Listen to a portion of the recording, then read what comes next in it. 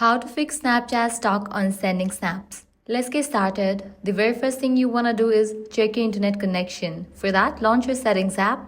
Navigate to the option Wi-Fi. Click on the Wi-Fi network you are connected to. For this network, you will first restart your router and then rejoin it. Or also you can switch between network, Wi-Fi and mobile data. Next thing you want to do is clear cache for your Snapchat app. To do that, scroll down. Click on the option General. Navigate to the option iPhone Storage. From the list of the apps, find Snapchat and launch it. Now click on Upload app. Click on Upload app. A floating app clears cache for the app.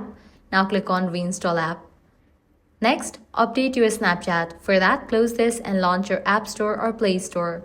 Now search for the app Snapchat. After app appears, if you find the option of update, just click on it and update the app to its latest version.